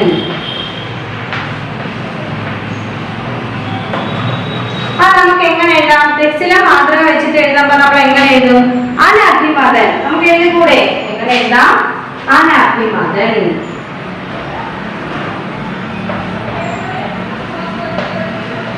എന്താണ്? ആ കഴിഞ്ഞിട്ട് നമ്മൾ ഞാൻ ചേർക്കുന്നു ഇല്ലേ? അടുത്ത വാക്കിൽ അങ്ങനെ തന്നെയല്ലേ? അഭിരുചി. അപ്പൊ നമ്മൾ എന്ത് ചെയ്തു? ടെക്സ്റ്റില് ആ എഴുതിയിട്ട് അതിന്റെ തൊട്ടടുത്ത് ഞാൻ ചേർത്താണ് അനഭിരുചി എന്ന് എഴുതിയത്. അതുപോലെ അഭിമതൻ നമുക്ക് എങ്ങനെ എഴുതാം? അനഭിമതൻ എന്ന് എഴുതാം. അടുത്ത വാക്ക് നോക്കേ. അഭിഷ്ടം. നമുക്ക് എങ്ങനെ എഴുതാം? നിങ്ങൾ പറഞ്ഞു തന്നെ. എങ്ങനെ എഴുതാം? അഭിഷ്ടം.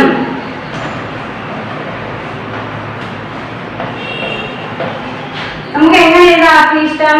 ഈ മാതൃക നോക്കി ഒന്ന് പറഞ്ഞു തന്നെ ടീച്ചർ. എങ്ങനെ എഴുതാം? അനഭിഷ്ടം. എഴുതിക്കൂടെ? എങ്ങനെ എഴുതാം? അനഭിഷ്ടം.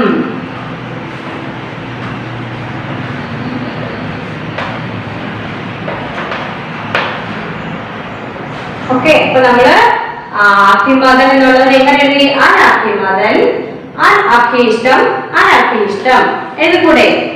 അടുത്ത വാക്ക് നോക്കിക്കേ, അഭിയുക്തം. നമുക്ക് എങ്ങനെ എഴുതാം? അഭിയുക്തം. ഇതിനെ മാത്രമേ നോക്കി ടീച്ചറിന് പറഞ്ഞു തന്നെ. അഭിയുക്തം.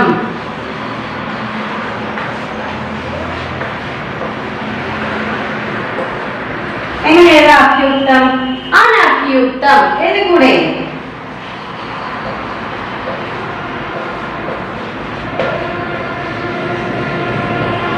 അനഭിയുക്തം. നമുക്ക് അത് എങ്ങനെ എഴുതാം? മാതൃക പോലെ എഴുതുക. നോക്കിക്കേ, ആദ്യത്തെ വാക്ക് അഭിരുചി, അത് നമ്മൾ എങ്ങനെ എഴുതി? അനഭിരുചി. രണ്ടാമത്തെ വാക്ക് അഭിമതൻ, നമ്മൾ എങ്ങനെ എഴുതി? അനഭിമതൻ. അടുത്ത വാക്ക് നോക്കിക്കേ, അഭീഷ്ടം. അഭീഷ്ടത്തെ നമ്മൾ എങ്ങനെ എഴുതി? അനഭീഷ്ടം. പിന്നെ നോക്കിക്കേ, അഭിയുക്തം. അഭിയുക്തത്തെ നമ്മൾ എങ്ങനെ എഴുതി? അനഭിയുക്തം. മനസ്സിലായോ മക്കൾക്ക്? അതിന്റെ അടുത്ത് നോക്കിക്കേ, മഹാ ഉത്സവം. നമ്മൾ എങ്ങനെ എഴുതും അതിനെ?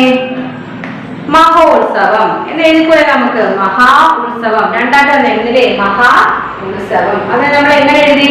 മഹോത്സവം എന്ന് ചേർത്തെഴുതി. അടുത്ത വാക്ക് നോക്കിക്കേ, മഹത്തായ കാവ്യം. ഇല്ലേ, രണ്ടാമത്തെ എഴുതുന്നു. മഹത്തായ കാവ്യം. നോക്കിക്കേ, ഞാൻ തന്നേക്കുന്നു. മഹത്തായ കാവ്യം. നമുക്ക് എങ്ങനെ എഴുതാം? മഹാ ഉത്സവം എന്ന് പറഞ്ഞപ്പോൾ നമ്മൾ മഹോത്സവം എന്ന് ചേർത്തെഴുതി. അപ്പൊ മഹത്തായ കാവ്യം എന്ന് പറയുമ്പോൾ നമുക്ക് എങ്ങനെ എഴുതാം? മഹാകാവ്യം എഴുതിക്കൂടെ നമുക്ക്? മഹാകാവ്യം. മഹത്തായ കാവ്യത്തെ നമ്മൾ എങ്ങനെ എഴുതും? മഹാകാവ്യം. മനസ്സിലായോ മക്കൾക്ക്? അടുത്ത വാക്ക് നോക്കിക്കേ, മഹത്തായ കാര്യം. നമ്മൾ എങ്ങനെ എഴുതാം അതിനെ? മഹത്തായ കാര്യം. നമുക്ക് എങ്ങനെ എഴുതാം? നിങ്ങൾ പറഞ്ഞ ടീച്ചറിന്റെ മഹത്തായ കാര്യം നമ്മൾ എങ്ങനെ എഴുതും? മഹാകാര്യം. അല്ലേ? എന്താണ് മഹാകാര്യം? മഹത്തായ കാര്യം നമുക്ക് ഒരുമിച്ച് ചേർത്ത് മഹാകാര്യം എന്ന് മാറ്റി എഴുതാം. അടുത്ത വാക്ക് നോക്കിക്കേ, മഹത്തായ ലക്ഷ്യം. അത് നമുക്ക് എങ്ങനെ എഴുതാം? മഹത്തായ ലക്ഷ്യം എങ്ങനെ എഴുതാം? പറഞ്ഞ ടീച്ചറിന് ഇതേപോലെ നോക്കി പറഞ്ഞതാ. മഹത്തായ ലക്ഷ്യം നമുക്ക് എങ്ങനെ എഴുതാം? മഹാലക്ഷ്യം എഴുതിക്കൂടെ? എന്താണ് മഹാലക്ഷ്യം? അല്ലേ? മഹാലക്ഷ്യം. മനസ്സിലായോ? നോക്കിക്കോ, മഹത്തായ ആഘോഷം നമുക്ക് എങ്ങനെ എഴുതാം? മഹാഘോഷം എഴുതിക്കൂടെ? മഹത്തായ ആഘോഷം നമുക്ക് എങ്ങനെ എഴുതാം? മഹാഘോഷം.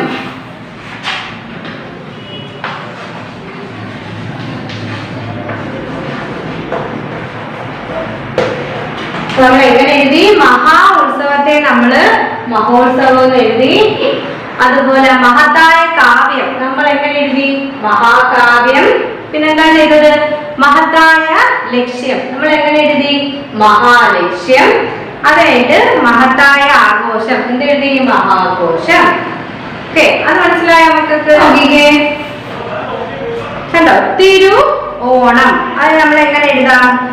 തിരുവോണം. തിരുവോണം രണ്ടാക്കി തന്നേക്കുന്നു. അതിന് നമ്മൾ ചേർത്ത് എഴുതി തിരുവോണം എന്നാക്കി മാറ്റി. അടുത്ത നോക്കിക്കേ, തിരു ആതിര. അത് നമുക്ക് എങ്ങനെ എഴുതാം?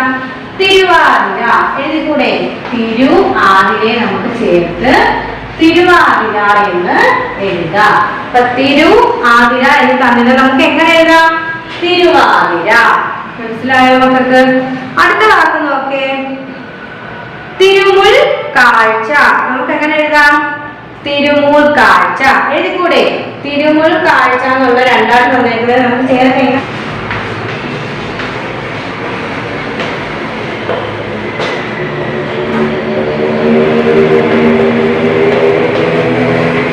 നോക്കിക്കേ,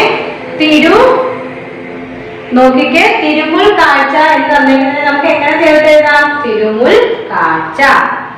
ഓക്കെ, അടുത്ത വാക്ക് നോക്കിക്കേ, തിരു ഉത്സവം. നമ്മൾ എങ്ങനെ അതിനെ ചേർത്ത് പറയും? തിരു ഉത്സവം. പറഞ്ഞുവേ, എങ്ങനെ പറയാം? തിരു ഉത്സവം. തിരു ഉത്സവം എന്ന് രണ്ടായിട്ട് തന്നേക്കുന്നതിനെ നമുക്ക് തിരു ഉത്സവം എന്നിങ്ങനെ ചേർത്ത് പറയാം. അടുത്ത വാക്ക് നോക്കിക്കേ, തിരുമുടി. രണ്ടായിട്ട് തന്നേക്കുന്നത് നമുക്ക് എങ്ങനെ ചേർത്ത് എഴുതാം? തിരുമുടി. അല്ലേ? തിരുമുടി എന്നല്ല നമുക്ക് എങ്ങനെ ചേർത്ത് എഴുതാം? തിരുമുടി. അടുത്ത നോക്കിക്കേ, തിരു ശേഷിച്ചെന്നാണ് നമ്മുടെ ടെക്സ്റ്റ് തന്നേക്കുന്നത് ഇല്ലേ? ആ ഇച്ച് അങ്ങ് മാറ്റിട്ട് അവിടെ എന്താക്കണം? ഇപ്പ അല്ലേ? നോക്കി ടീച്ചർ കാണിച്ചു തരാം. നമ്മുടെ ടെക്സ്റ്റിൽ തന്നേക്കുന്നത് എങ്ങനെയാണ്? തിരുശേഷിച്ച് അതല്ലേ തന്നേക്കുന്നത്? തന്നേക്കുന്നത് എങ്ങനെയാ? തിരുശേഷിച്ച്. തിരു ശേഷിച്ച് അങ്ങനല്ലേ? അപ്പൊ നമ്മൾ എന്ത് ചെയ്യണം? ഈ ഇച്ചങ്ങ് മാറ്റി ടെക്സ്റ്റിലെ ഇച്ചങ്ങ് വെട്ടിയിട്ട് അവിടെ എന്താകണം? ഇപ്പ് കണ്ട രണ്ട് തിരുശേഷിപ്പെന്ന് നമ്മള് ആക്കി കൊടുക്കണം. അപ്പൊ നമ്മളെ ടെക്സ്റ്റില് ആ തിരുശേഷിച്ച് ചെങ്ങ് വെട്ടിയിട്ട് അവിടെ ആക്കി കൊടുക്കും. തിരുശേഷിപ്പെന്ന് ആക്കി മാറ്റണം. അപ്പൊ ഈ തിരുശേഷിപ്പിനെ നമുക്ക് എങ്ങനെ ചേർത്ത് എഴുതാം? തിരുശേഷിപ്പ്. തിരു ശേഷിപ്പ് നമുക്ക് രണ്ടാമത്തെ ടെക്സ്റ്റിൽ തന്നിരിക്കുന്നില്ലേ? ഇങ്ങനെ തന്നിരുന്നാല് നമുക്ക് എങ്ങനെയാണ് ചേർത്ത് എഴുതാം? തിരുശേഷിപ്പ്.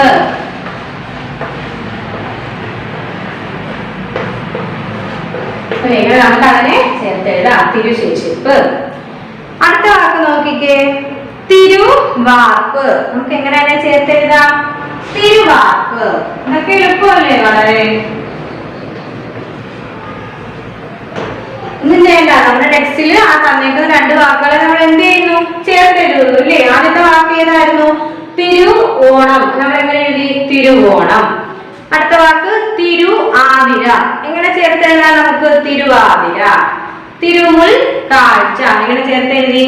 തിരുമുൽ കാഴ്ച. പിന്നെന്തായിരുന്നു? തിരു ഉത്സവം. എങ്ങനെ എഴുതാം? തിരുവുത്സവം. തിരുമുടി. എങ്ങനെ എഴുതി? തിരുമുടി. തിരുശേഷിപ്പ്. എങ്ങനെ എഴുതാം? തിരുശേഷിപ്പ്. തിരുവാർപ്പ്. എങ്ങനെ എഴുതാം? തിരുവാർപ്പ്. നമ്മള് ടെക്സ്റ്റിൽ തന്നേക്കുന്നതെല്ലാം നമ്മൾ ചേർത്ത് എഴുതുന്നു. അത്രേ നമ്മള് ചെയ്യുന്നു. എളുപ്പമല്ലേ വളരെ? അടുത്ത് നോക്കിക്കേ, ബാലിക ബാലന്മാർ. നമുക്ക് എങ്ങനെ എഴുതാം? നമ്മുടെ ടെക്സ്റ്റിൽ തന്നേക്കുന്നതാണോ മാതൃക? ബാലികമാരും ഇല്ലേ? ബാലന്മാരും. അതുപോലെ അതിന്റെ താഴെ തന്നേക്കുന്നു അച്ഛനമ്മമാർ. നമുക്ക് എങ്ങനെ ചേർത്ത് എഴുതാം? അച്ഛനും അമ്മയും ഇല്ലേ? നമുക്ക് എങ്ങനെ എഴുതാം? അച്ഛനും അമ്മയും.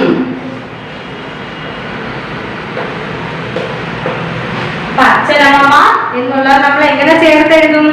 അച്ഛനും അമ്മയും.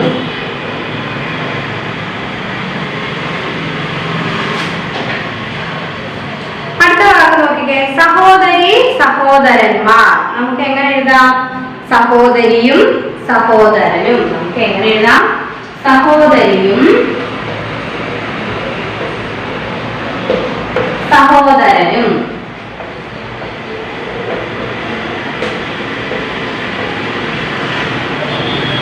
അടുത്ത വാക്ക് നോക്കിക്കേ, സുഖദുഃഖങ്ങൾ.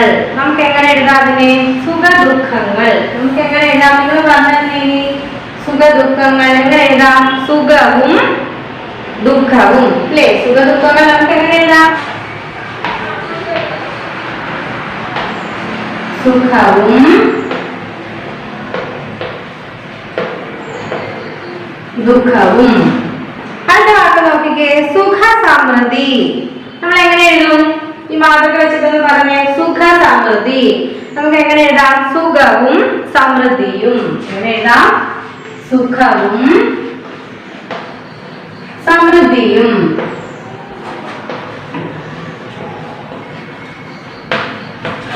ഓക്കെ. എങ്ങനെ നമ്മൾ എഴുതുന്നത്? ബാലിക ബാലന്മാർ. നമ്മൾ അത് എങ്ങനെ എഴുതി? ബാലികമാരും ബാലന്മാരും. അടുത്ത വാക്ക് നോക്കേ, ജയപരാജയം. അത് നമുക്ക് എങ്ങനെ പറയാം? ജയവും പരാജയവും. പറഞ്ഞൂടെ? എങ്ങനെ പറയാം? ജയവും പരാജയവും.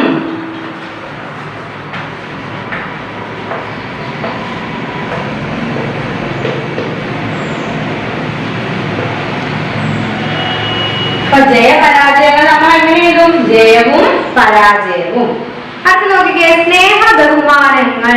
നമുക്ക് എങ്ങനെ എഴുതാം? സ്നേഹവും ബഹുമാനവും. എഴുതിക്കൂടെ? എങ്ങനെ എഴുതാം? സ്നേഹവും ബഹുമാനവും.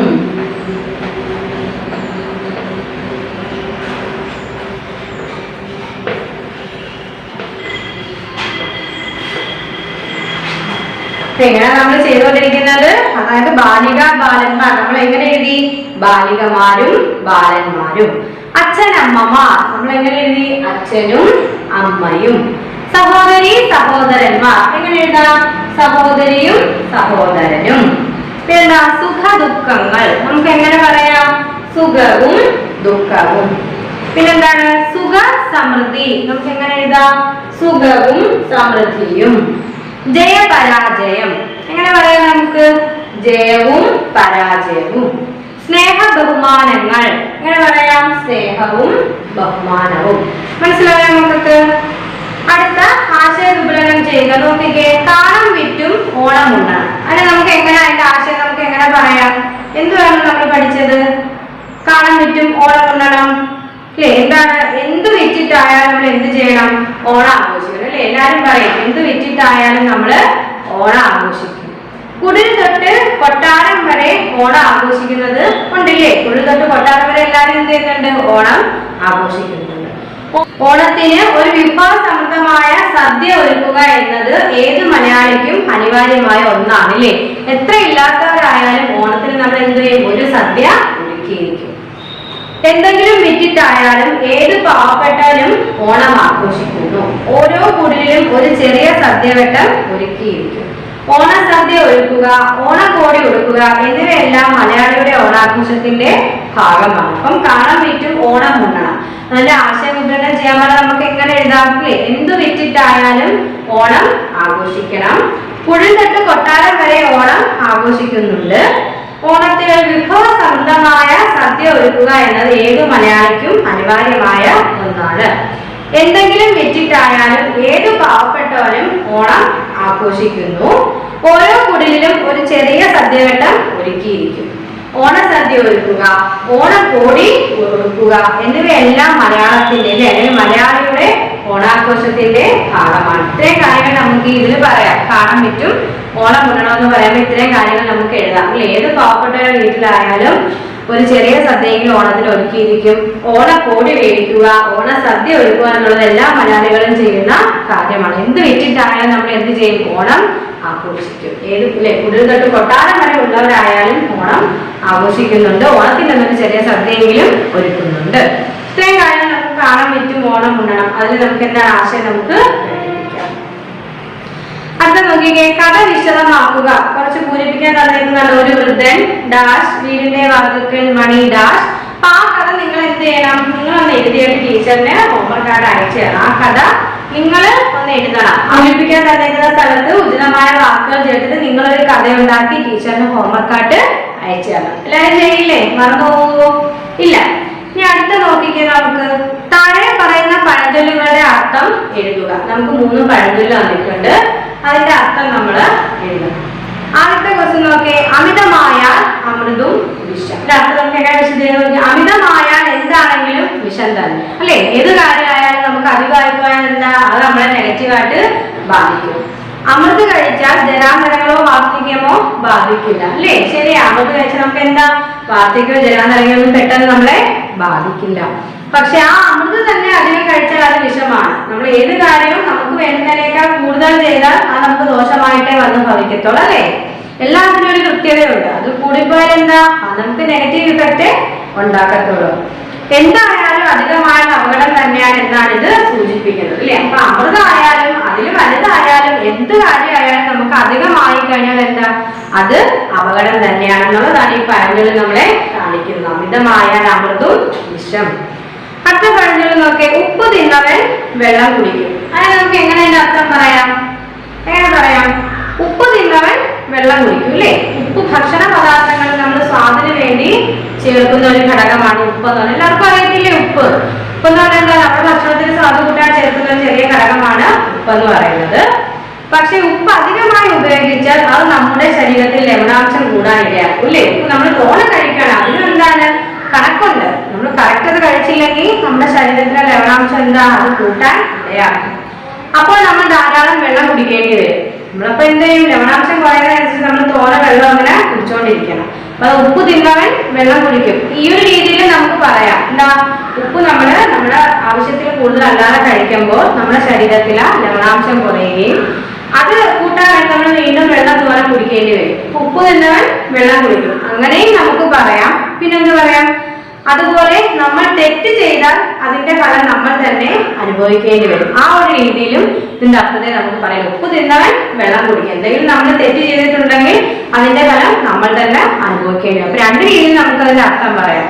ഉപ്പ് അമിതമായിട്ട് കഴിച്ചാൽ ശരീരത്തിലെ ലവണാംശം കുറയുകയും അത് കൂട്ടിയെടുക്കാൻ നമ്മൾ വീണ്ടും തോനെ വെള്ളം കുടിക്കേണ്ടിയും വരും. ഉപ്പ് തിന്നവൻ വെള്ളം കുടിക്കും. അല്ലാതെ നമുക്ക് എങ്ങനെ പറയാം, നമ്മൾ ഓരോരുത്തരും ചെയ്യുന്ന തെറ്റിന്റെ ഫലം നമ്മൾ തന്നെ അനുഭവിക്കേണ്ടി വരും. ഉപ്പ് തിന്നവൻ തന്നെ വെള്ളം കുടിക്കും. നമുക്ക് പറഞ്ഞ രണ്ട് രീതിയിൽ അതിന്റെ അർത്ഥം നമുക്ക് പറയാം. അടുത്ത് നോക്കിക്കേ, മുറ്റത്തെ മുല്ലയ്ക്ക് മണമില്ല അല്ലേ? മുറ്റത്തെ മുല്ലയ്ക്ക് മണമില്ല നമ്മൾ സ്ഥിരം കേൾക്കുന്ന പഴഞ്ചൊല്ലാണ്. എന്താണ് അതിന്റെ അർത്ഥം? മുറ്റത്തെ മുല്ലയ്ക്ക് മണമില്ല. നമ്മുടെ നാട്ടിലോ വീട്ടിലോ ഒരു കാര്യം നടത്തിയാൽ അഥവാ നടന്നാൽ നമുക്ക് അതിൽ വലിയ വില കാണാൻ സാധിച്ചെന്ന് വരില്ല അല്ലേ? നമ്മുടെ തൊട്ടടുത്തുള്ള ഒരാൾക്ക് എന്തെങ്കിലും അവാർഡ് കിട്ടി, അല്ലെങ്കിൽ അയാൾക്ക് എന്തെങ്കിലും ബഹുമതി കിട്ടിയാലോ അവാർഡ് കിട്ടിയോ എന്ന് നിസ്സാരമായിട്ട് അയാളെ പുച്ഛിച്ച് തള്ളും അല്ലേ? നമ്മുടെ കൺമുന്നിൽ നടക്കുന്ന ആ ഒരു കാര്യത്തിൽ നമ്മൾ അധികം വില കൊടുക്കില്ല. അതാണ് മുറ്റത്തെ മുല്ലയ്ക്ക് മണമില്ല. നമ്മുടെ മുറ്റത്ത് ഇരിക്കുന്ന മുല്ലയ്ക്ക് മണമില്ല, പക്ഷെ അപ്പുറത്തെ അല്ലേ അയൽ വീട്ടിലെ മുല്ലയില് അല്ലെങ്കിൽ അയൽ വീട്ടിൽ നടക്കുന്ന കാര്യങ്ങൾക്ക് നമുക്ക് എന്താ ഭയങ്കര വിലയായിരിക്കും. നോക്കിക്കേ, മുല്ലപ്പൂവ് സാധാരണയായ നല്ല വാസനയുള്ള പുഷ്പമാണ്. എന്നാൽ അത് മറ്റുള്ളവരുടെ മുറ്റത്ത് പറിച്ച് ഉപയോഗിക്കാൻ നമുക്ക് ഇഷ്ടമാണ്. അതുപോലെ തന്നെയാണ് മറ്റുള്ളവരുടെ വീട്ടിലോ അന്യ സ്ഥലത്തോ ഉള്ളതിനെ നമ്മുടേതിനേക്കാൾ നാം വിലമതിക്കുന്നു അല്ലേ? മറ്റു വീടുകളിൽ നടക്കുന്നതിനായി നമ്മൾ കൂടുതൽ പ്രാധാന്യം, അവിടെ എന്ത് നടക്കുന്നു അവിടെ അത് നടന്നല്ലോ, അതാണ് ഏറ്റവും വലിയ കാര്യം.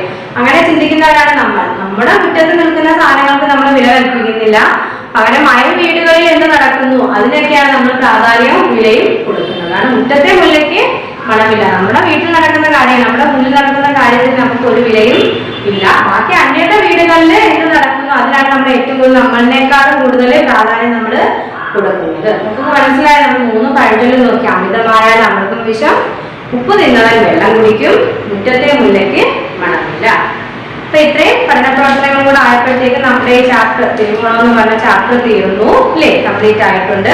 അതിന്റെ പഠന പ്രവർത്തനങ്ങൾ നമ്മൾ ചെയ്തു. അപ്പൊ ടീച്ചർ തന്ന ഹോംവർക്ക് നിങ്ങൾ ടീച്ചറിനെ അയച്ചു തരണം. ആ കഥ പൂരിപ്പിച്ച് ടീച്ചറിനെ അയച്ചു തരണം ഹോംവർക്കായിട്ട്. അതുപോലെ ഈ പഠന പ്രവർത്തന നോട്ട് ടീച്ചർ ഈ വീഡിയോയുടെ ഡാറ്റ ഉൾപ്പെടുത്തിയേക്കാം. നിങ്ങൾ നോട്ട്സ് എഴുതണം. ഓക്കെ, ടീച്ചറിനെ അയച്ചു തരണം. വോയിസ് മെസ്സേജ് ടീച്ചറിനെ സെൻഡ് ചെയ്യണം. ഓക്കെ, ഇനി നമുക്ക് ക്ലാസ് വൈൻഡപ്പ് ചെയ്യാം. Okay, thank you. Did you get ready in the dark or something? 'Cause you look like a beautiful nightmare.